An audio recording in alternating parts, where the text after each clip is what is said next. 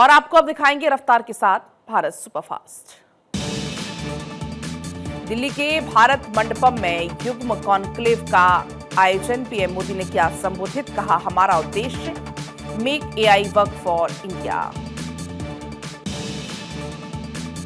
PM के आवास पर हुई बड़ी बैठक। रक्षा मंत्री, विदेश मंत्री मीटिंग में रहे मौजूद। एनएसए और सीडीएस तीनों सेना प्रमुख भी हुए शामिल। करीब 45 मिनट तक चली पीएम आवास में बैठक।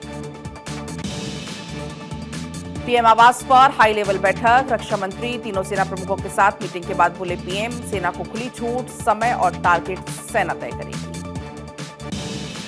प्रधानमंत्री से आरएसएस प्रमुख मोहन भागवत की मुलाकात। पहली बार पीएम आवास पर हुई मुलाकात। सेना प्रमुख की बैठक के बाद आरएसएस प्रमुख के साथ हुई मुलाकात। पीएम मोदी से मुलाकात के बाद मोहन भागवत ने कहा, सरकार के हर फैसले के साथ आरएसएस स्वयंसेवक देश के लिए डटे रहेंगे।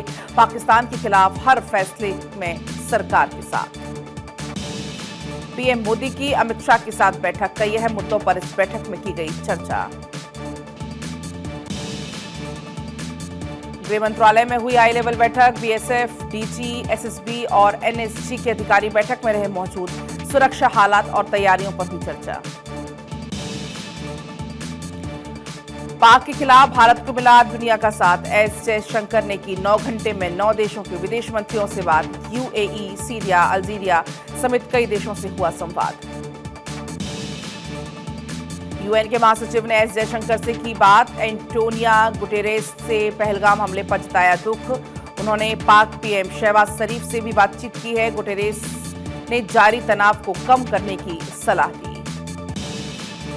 ग्रीस के विदेश मंत्री से एस जयशंकर की बात हुई। एस जयशंकर ने पोस्ट कर दी जानकारी। पहलगाम आतंकी हमले पर बात हुई, ये एस जयशंकर की तरफ से कहा गया।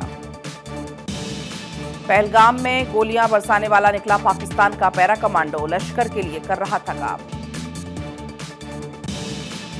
पाकिस्तान की तरफ से किए गए साइबर हमले हुए नाकाम। भारत के 4 नामी गिरामी संस्थानों को किया था टारगेट।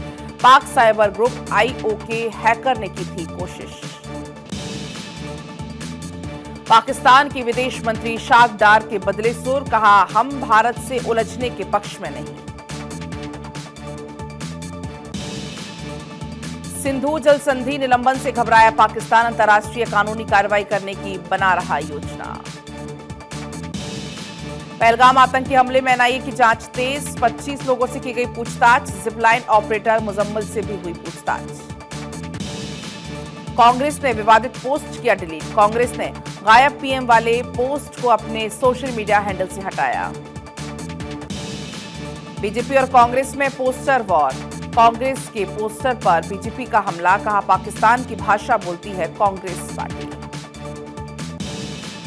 अहमदाबाद में अवैध प्रवासियों पर बुलडोजर एक्शन के खिलाफ याचिका खारिज। गुजरात हाईकोर्ट ने 18 लोगों ने दायर की थी याचिका। गोरखपुर में गार्बेज ट्रांसफर स्टेशन का सीएम योगी ने किया उद्घाटन। कहा, कूड़े का निस्तारण बेहद और प्रबंधन बेहद जरूरी। महाराष्ट्र कैबिनेट की बैठक में लिए गए कई बड़े फैसले। इलेक्ट्रिक वाहन नीति को मिली मंजूरी। फसल बीमा योजना भी लागू। मदर डेयरी ने दूध के दाम बढ़ाए। 2 रुपए प्रति लीटर दाम में बढ़ोतरी। आज से नई दरें होंगी लागू। दिल्ली में स्कूल की फी एक्ट को लेकर कैबिनेट की मंजूरी। स्कूलों की फीस वृद्धि में मनमानी होगी बंद। बीआर गवई होंगे अगले सीजेआई। 14 मई से अगले सीजेआई होंगे बीआर गवई। राष्ट्रपति द्रौपदी मुर्मू ने किया नियुक्त। देश के कई राज्यों में हीट वेव का प्रकोप। यूपी के 32 तो हिमाचल के 3 जिलों में गर्मी को लेकर अलर्ट जारी।